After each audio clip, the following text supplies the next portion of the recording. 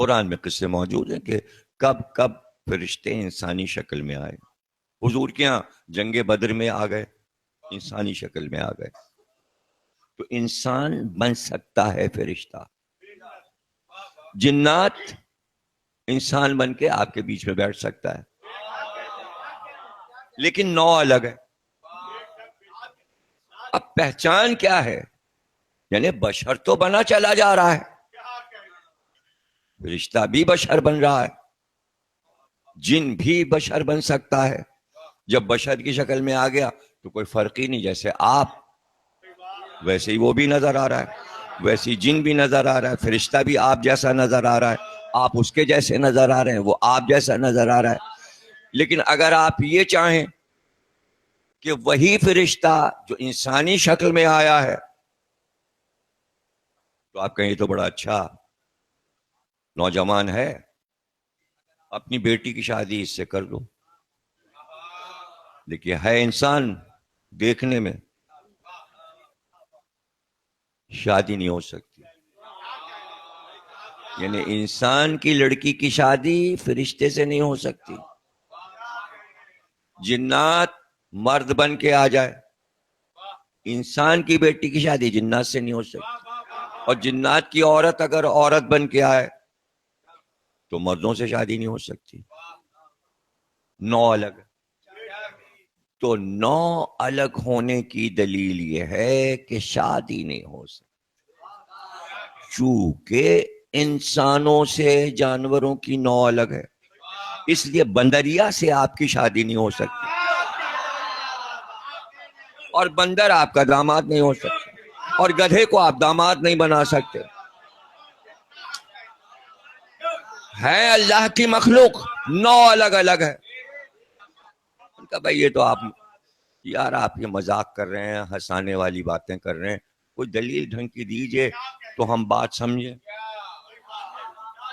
بھائی سارے انسان ایک نو ہیں، بھلے وہ کافر ہو، مشرک ہو یا کلمہ گو مسلمان ہو، ہے نو ایک.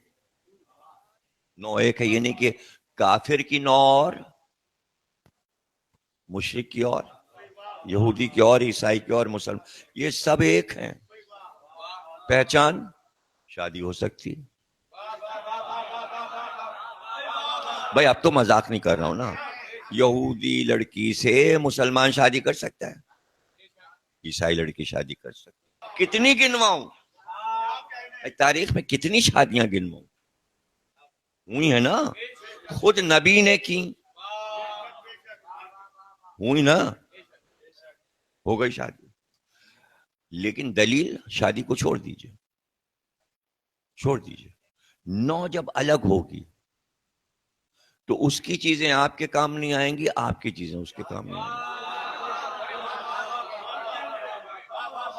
گی. نو الگ، نو الگ ہے. مثلا سائنس نے ترقی کی، اب ڈاکٹروں نے بہت آرام سے ایک کا گردہ نکالا دوسرے کے لگا دیا، اس کا دل نکالا اس کے لگا دیا، اس کے گھٹنے چپنیاں نکالی اس کے لگا دی. پیون کاری ہو رہی ہے، اس کا خون نکالا اس میں ڈال دیا. ارے بھائی دل بندر کے پاس بھی ہے، گدھے کے پاس بھی ہے، گردے بندر کے پاس بھی ہیں، گردے انسان کے پاس بھی ہیں. خامہ خائیں لاکھوں روپے خرچ کر کے کسی کے گردے خرید کے دوسرے کے گردے ڈالیے. ایک بندر پکڑ لائیے، اس کے گردے لیجئے اور اس کے ڈال دیجئے، کیا مشکل ہے؟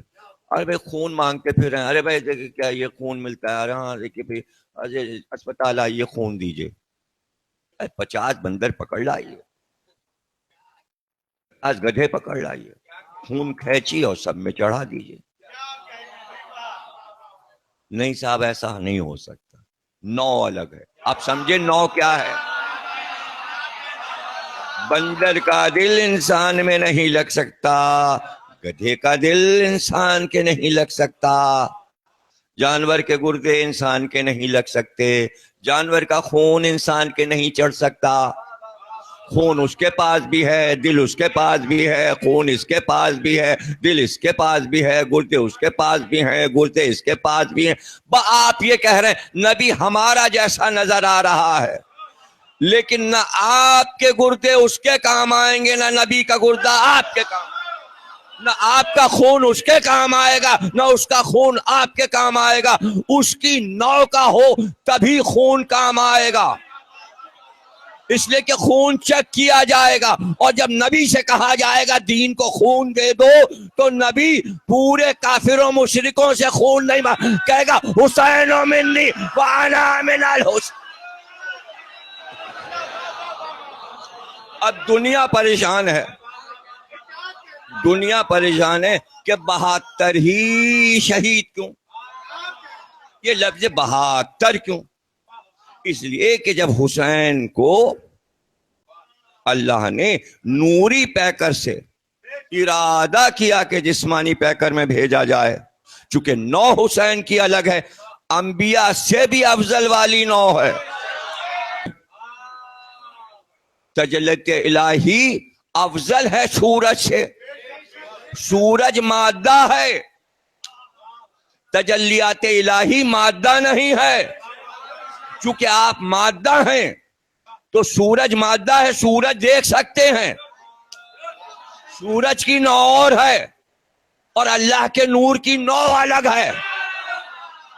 آپ پہلے نور بنے تب وہ نور دیکھ سکتے ہیں، اس لیے 14 نے اس کا نور دیکھا، کسی اور۔ اچھا آپ کہیں گے کہ بھئی کوئی دلیل؟ اگر اللہ کی تجلیات نظر آتی تھیں اور سب دیکھا کرتے تھے تو پھر موسیٰ نے کوہ طور پہ جا کے کیا کہا؟ دکھا۔ اس کے معنی تجلیات الہی کو موسیٰ نے بھی نہیں دیکھا، ورنہ کیوں کہتے دکھا؟ اور یہ 40 آدمی موسیٰ سے تقاضا کیوں کرتے کہ موسیٰ اپنے رب سے کہو کہ دکھائے؟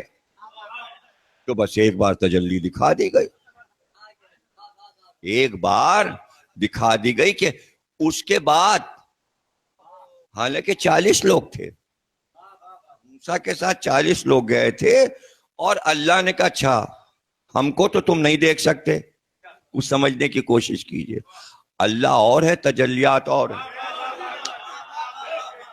سمجھنا دونوں الگ چیزیں ہیں، ایک ہے اللہ، ایک ہے اس کی تجلیات ہیں۔ اللہ نے کہا تم ہمیں تو نہیں دیکھ سکتے، اور پھر کیا ہوا؟ تجلی ہوئی، یعنی خود نہیں ظاہر ہوا، خود ظاہر ہو جاتا تو رب ہی نہ رہتا۔ اللہ نے کہا میں تجلی دکھاؤں گا، تو قرآن نے اسے تجلی ہی کہا۔ اور جب کوہ طور پہ تجلی ہو گئی اور موسیٰ نے بھی دیکھ لیا تجلی، اور ان 40 نے بھی دیکھ لیا اور بے ہوش ہو گئے۔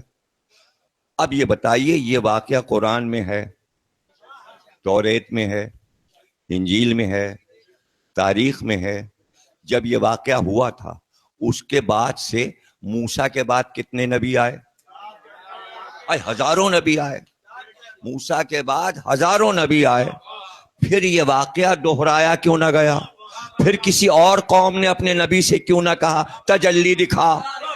یعنی ایک بار جو تجلی ہو گئی تو سب ڈر گئے، پھر کسی قوم نے اپنے نبی سے نہیں کہا کہ اللہ سے کہو تجلی دکھائے۔ سب کو معلوم تھا اگر اب کہا تو ایک واقعہ کافی ہو گیا، اور وہی ایک کافی ہے دلیل کے لیے۔ اور وہاں سے پتہ چلا تجلی کیا ہے۔ اچھا اس کے بعد اب یہ کہ تجلی ہو گئی تو روز ہوتی رہے؟ نہیں، بس ایک بار ہو گئی، اور وہی کافی ہے۔ بندوں کو یاد رہے کہ تجلی دکھائی تھی، اس لیے کہ تجلی تمہاری فرمائش نہیں ہے، تجلی تمہارے لیے نہیں ہے، تجلی تمہارے لیے نہیں ہے کہ بندوں پہ تجلی ہوتی رہے۔ بس 14 بنائے ہیں جن پہ تجلیات ہو رہی ہیں، وہ جانے، اور ان کا کام اور ہمارا کام اور ہم جانے۔ اب وہ تجلیات کیا ہیں؟ تو جو اللہ بندوں میں اپنی صفات تقسیم کر سکتا ہے، وہ بذریعہ تجلی اپنی اصل صفات کو بندوں میں اتار